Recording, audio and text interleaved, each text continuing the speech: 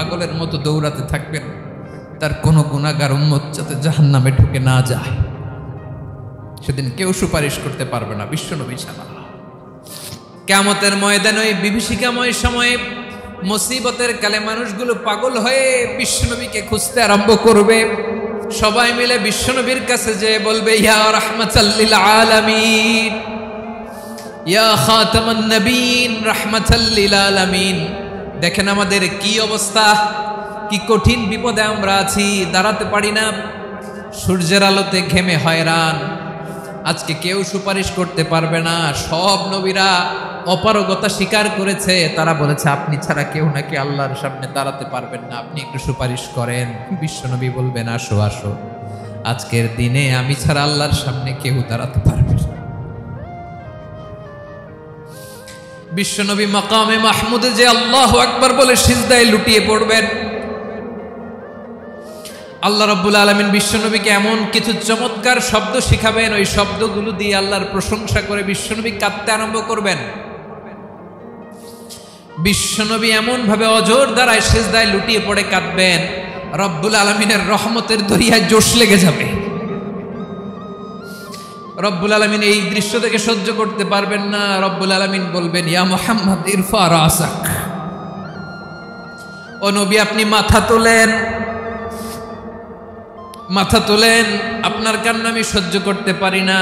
নবী আপনি মাথা তোলেন, সাল তুতা, আজকে আপনি যা চাবেন তাই দেব। নবী আপনি সিজদা থেকে মাথা তুলেন, সাল তুতা, যা চাবেন তাই দেব। ওয়াশফা তুশাফা, যার জন্য সুপারিশ করবেন তার সুপারিশ কবুল করে নেব। বিশ্বনবী এবার মাথা তুলবেন।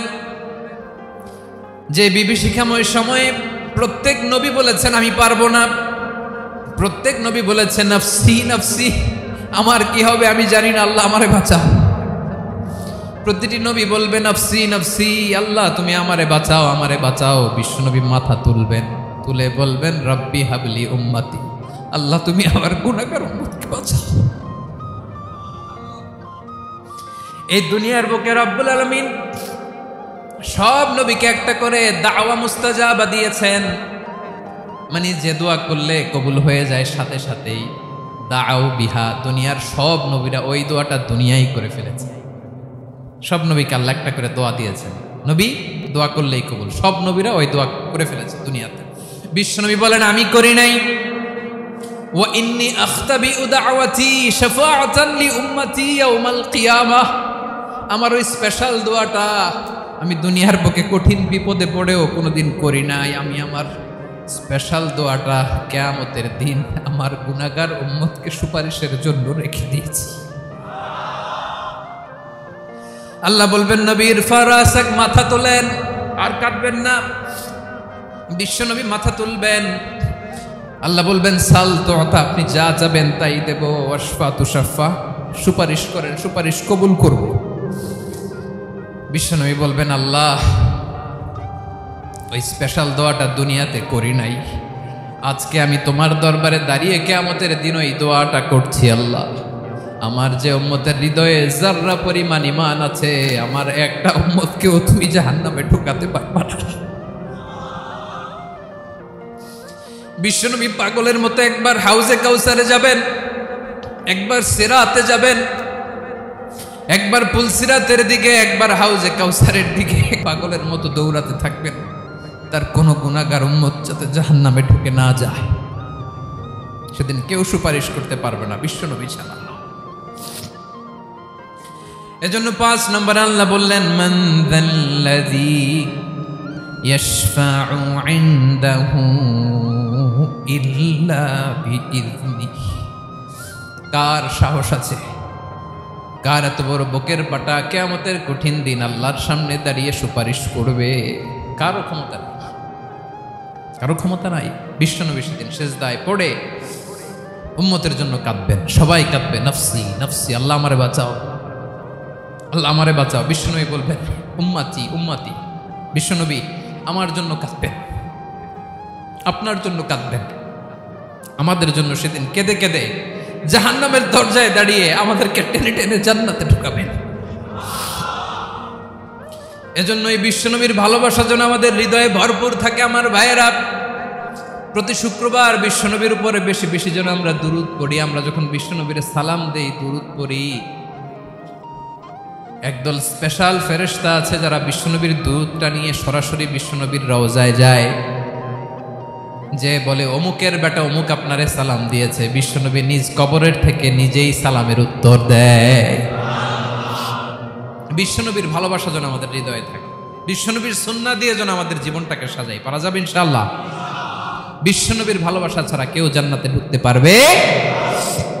বিশ্বনবীর পক্ষে আমরা বলব, বিশ্বনবীর পক্ষে আমরা লিখব, বিশ্বনবীর জন্য আমরা আমাদের কলিজার রক্ত বিলিয়ে দিব, ঠিক কিনা বলেন? সেদিন বিশ্বনবী ছাড়া কেউ সুপারিশ করতে পারবে না। 5 নম্বর আল্লাহ বললেন, মান দাল্লাযী ইয়াশফাউ ইনদাহু ইল্লা বিইذনি। কে আছে সুপারিশ করবে আল্লাহর সামনে? আর আপনি আপনার বাবার দরবারে যে সেজদা দেন, হ্যাঁ, ইব্রাহিম আলাইহিস সালাম থারথার করে কাঁপবে আর বলবে নাফসি নাফসি, আল্লাহ আমারে বাঁচাও। মুসা আলাইহিস সালাম থারথার করে কাঁপবে, আল্লাহ নাফসি নাফসি, আমারে বাঁচাও। আর আপনি পীরের দরবারে যে সেজদা দেন, কোথায় আছেন আপনি? খবরদার, কেউ বাঁচাতে পারবে না। যাকে ইল্লা আল্লাহ যাকে অনুমতি দেন, বিশ্বনবীকে দিবেন, নবীদেরকে দিবেন। এরপরে আল্লাহ তার স্পেশাল ওয়ালিদেরকে, মুত্তাকিনদেরকে, শহীদদেরকে, সিলেক্টেড বান্দাদেরকে দিবেন। কিন্তু কাকে দিবেন, কার জন্য দিবেন, দুনিয়ার কেউ জানে না, একজন ছাড়া। তিনি কে? আল্লাহর ওয়ালিদেরকে, নেককার লোকদেরকে আল্লাহ সুপারিশের অনুমতি দিবেন। কিন্তু আপনি যারে মানেন, যার পায়ে সেজদায় লুটিয়ে পড়ে থাকেন, তারে যে আল্লাহ দিবেন, এটার কোনো গ্যারান্টি আছে? কথা বলেন।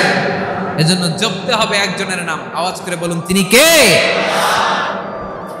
আয়াতুল কুরসির 5 নাম্বার কথা হচ্ছে, সেদিন কেউ কারো উপকারে আসবে না, সুপারিশ করার সুযোগ পাবে না, আল্লাহ যাকে অনুমতি দেয় তিনি ছাড়া। আল্লাহ যদি কাউকে দয়া করে অনুমতি দেয় তাহলে করতে পারবে, তাহলে পারবে। সেই কিয়ামতের দিনটা বড্ড ভয়ঙ্কর, কেউ সুপারিশ করার সাহস পাবে না। আরে আমার অবস্থা কি আমি জানি না, আমি আবার কারোর জন্য সুপারিশ করব? কথা বুঝেন নাই? আমার কি হবে আমি জানি, তা আমি আরেকজনের নিয়ে টেনশন করার সুযোগ কোথায়? ইয়া নাফসি ইয়া নাফসি, আল্লাহ আমারে বাঁচাও, আমারে বাঁচাও, আমারে বাঁচাও। কাঁদতে কাঁদতে মানুষ হয়রান হয়ে যাবে, এ নাকি আবার আরেকজনের বাঁচাও। বিশ্বনবী বলেন, বিশ্বনবী একবার ছাগলের রান খাচ্ছিলেন, রান খেতে খেতে বিশ্বনবী বলেন, আনা সাইয়্যিদুন নাসি ইয়াউমাল কিয়ামা, আমি কিয়ামতের দিন সর্বশ্রেষ্ঠ হব, মানুষের মধ্যে সর্বশ্রেষ্ঠ সেরা আমি বিশ্বনবী। আলহামদুলিল্লাহ।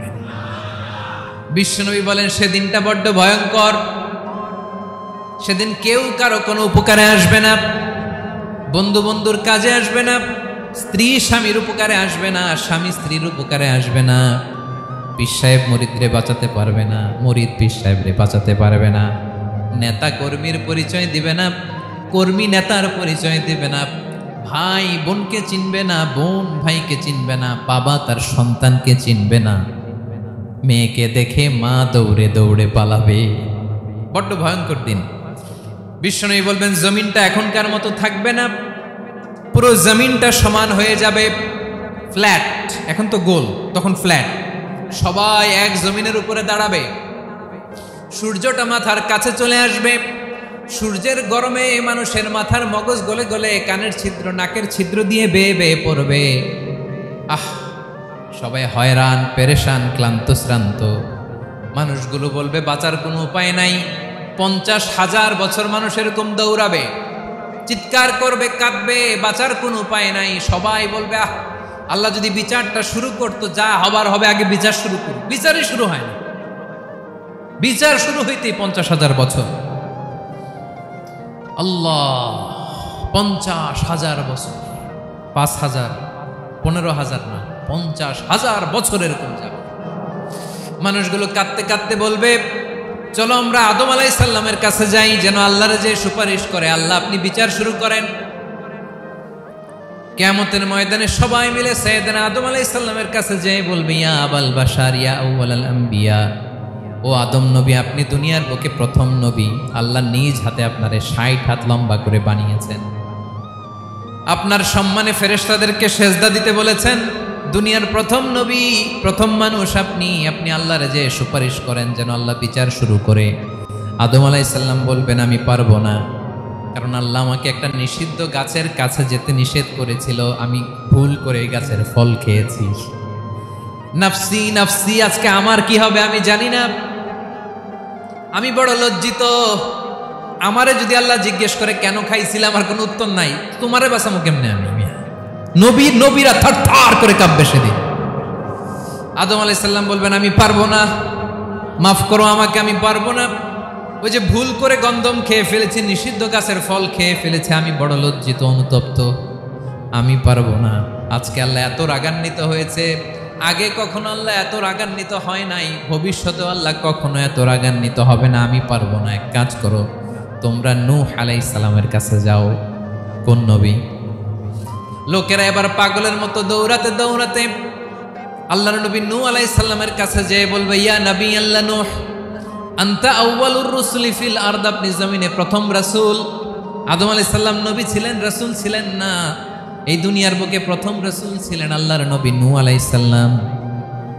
সবাই বলবে, ও নবী আল্লাহ নূহ, রাসূল আল্লাহ নূহ, আল্লাহ আপনাকে আবদান শাকুরা, শুকরগুজার বান্দা বলে কোরআনে বলেছে। কোরআনে নূহ আলাইহিস সালামের নামেও সূরা আছে না নাই? আপনি আল্লাহর প্রিয় বান্দা, প্রিয় রাসূল। দেখেন আমাদের কি দশা, ঘামতে ঘামতে শেষ। জমিনটা তামার জমিন, সূর্যটা মাথার কাছে, কি করবো আর পারি না, ঘামতে ঘামতে আর কত ঘামবো, কত দাঁড়িয়ে থাকবো। আল্লাহরে যে বলেন বিচার যেন শুরু করে। নূহ আলাইহিস সালাম বলবেন আমিও পারবো না, আমিও পারবো না। আমি আমার ছেলের জন্য কথা বলে ভুল করে ফেলছি। যখন মহাপ্লাবন হবে আমি বললাম, আল্লাহ আমার কলিজার টুকরা সন্তান রে বাঁচান। আল্লাহ বললেন, ও নূহ, সে তোমার সন্তান না, কারণ সে ঈমান আনে নাই, সে পাহাড়ের উপর দাঁড়িয়েছে, দেখি কেমনে সে বাঁচে। ওই যে আমি একটা না বুঝে আবদার করেছি, আল্লাহ আমার উপর রেগে গিয়েছিলেন। আজকে আল্লাহ ওই ব্যাপারে যদি আমারে প্রশ্ন করে, আমার কোনো জবাব নাই, আমি পারবো না, মাফ করো। তোমরা সবাই মিলে আল্লাহর খলিল ইব্রাহিম আলাইহিস সালামের কাছে যাও। লোকগুলো পাগলের মতো খুঁজতে আরম্ভ করবে, অযুত লক্ষ নিযুত কোটি মানুষের ভিড়ে আল্লাহর খলিল ইব্রাহিমকে যে বলবে, ইয়া খলিলুল্লাহ, ও আল্লাহর খলিল, আল্লাহ আপনাকে বড্ড ভালোবেসেছেন, আপনি কাবা বানিয়েছেন, আল্লাহ আপনাকে বড্ড পছন্দ করেন। দেখেন আমাদের কি অবস্থা। আপনি যে আল্লাহর কাছে সুপারিশ করেন যেন আল্লাহ আজকে বিচার শুরু করে। আল্লাহর নবী ইব্রাহিম বলবেন, আমিও পারবো না। আমি আমার জীবদ্দশায় 3টা মিথ্যা বলেছি। কয়টা? আসলে মিথ্যা না, একটু টুইস্ট করে, কৌশল করে কথা বলেছিলেন, ওইটাকে হাদিসে মিথ্যা বলা হয়েছে। আমি জীবনে 3টা মিথ্যা বলেছি, জীবন বাঁচানোর তাগিদে কৌশল করে 3টা কথা বলেছি। আজকের এই কঠিন ময়দানে আল্লাহ যদি ওই 3টা কথার ব্যাপারে জিজ্ঞেস করে, লজ্জায় আমি মাথা দেখাতে পারবো না, আমিও পারবো না, আমিও পারবো না। আজকে আল্লাহ এত রেগে আছে, আগে কখনো এত রাগে নাই, পরেও রাখবে না। তোমরা সবাই মিলে বনি ইসরাইলের নবী মূসা আলাইহিস সালামের কাছে যাও। সবাই এবার যাবে মূসা আলাইহিস সালামের কাছে, যে বলবে, ইয়া নবী আল্লাহ মূসা, আপনি ছিলেন কালিমুল্লাহ, আল্লাহর সাথে সরাসরি কথা বলতেন। রব্বুল আলামিন আপনাকে তাওরাত কিতাব দিয়েছেন, আপনি যে একটু সুপারিশ করেন। আল্লাহর নবী মূসা বলবেন, মাফ করো, আমিও পারবো না। আমি দুনিয়ার বুকে ভুল করে একটা মানুষকে মেরে ফেলেছি। আমি মারছিলাম আদব শিক্ষা দেওয়ার জন্য এক থাপ্পড়, এই থাপ্পড়ে যে ওই লোক মরেই যাবে আমি জানতাম না। আজকে আল্লাহ যদি জিজ্ঞেস করে কেন মারলা, জবাব আছে? ওই লজ্জায় আমি অনুতপ্ত, আমি পারবো না, আমার এই কথা বলো না। আজকে আল্লাহ বড্ড রেগে আছে, আমি পারবো না। তোমরা আল্লাহর নবী ঈসা আলাইহিস সালামের কাছে যাও। কিয়ামতের ময়দানে মানুষগুলো পাগল পাড়া হয়ে আল্লাহর নবী ঈসা আলাইহিস সালামের কাছে যাবে, যে বলবে, নবী ঈসা আপনি রূহুল্লাহ, বাবা ছাড়া আল্লাহ আপনাকে বানিয়েছেন, ইনজিল কিতাব দিয়েছেন, মৃত মানুষকে আপনি জীবিত করতে পারতেন। আজকের এই কঠিন বিপদের দিনে আপনি আমাদের সাহায্য করেন। আল্লাহর কাছে যে বলেন যেন বিচার শুরু করে। ঈসা আলাইহিস সালাম বলবেন, আমিও পারবো না। ইন্নী উবিদতু মিন দুনিল্লাহ, আমার উম্মত খ্রিস্টানেরা আল্লাহরে বাদ দিয়ে আমি ঈসার ইবাদত করেছে। আমার মা ম্যারি আর আমাকে ডাকতো জেসাস ক্রাইস্ট, আমার ইবাদত করেছে।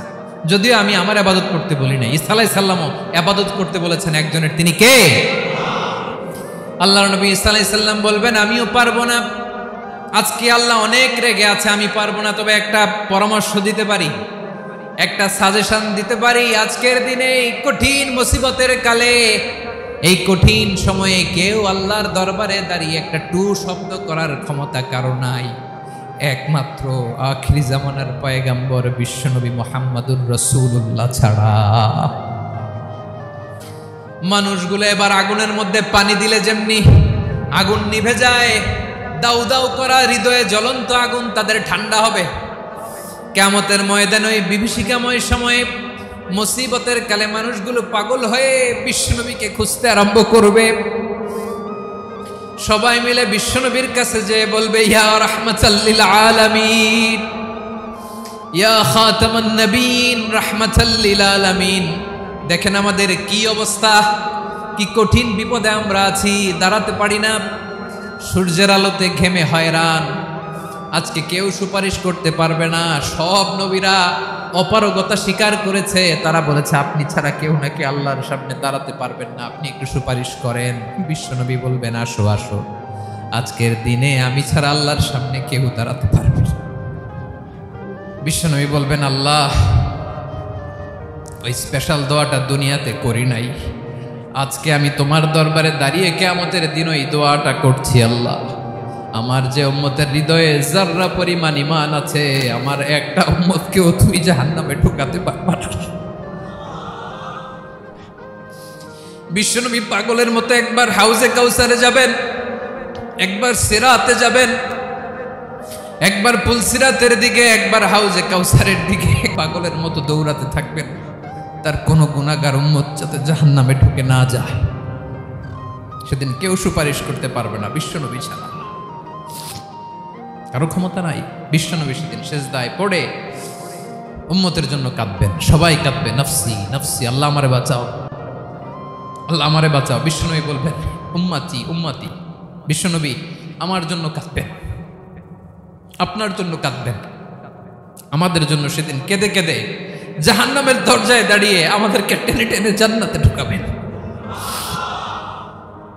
এজন্য এই বিশ্বনবীর ভালোবাসা যেন আমাদের হৃদয়ে ভরপুর থাকে। আমার ভাইয়েরা, প্রতি শুক্রবার বিশ্বনবীর উপরে বেশি বেশি যেন আমরা দুরূদ পড়ি। আমরা যখন বিশ্বনবীর সালাম দেই, দুরূদ পড়ি,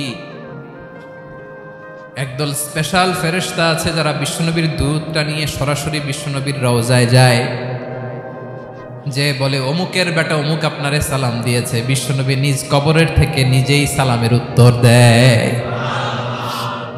বিশ্বনবীর ভালোবাসা যেন আমাদের হৃদয়ে থাকে, বিশ্বনবীর সুন্নাহ দিয়ে যেন আমাদের জীবনটাকে সাজাই, পারা যাবে ইনশাআল্লাহ।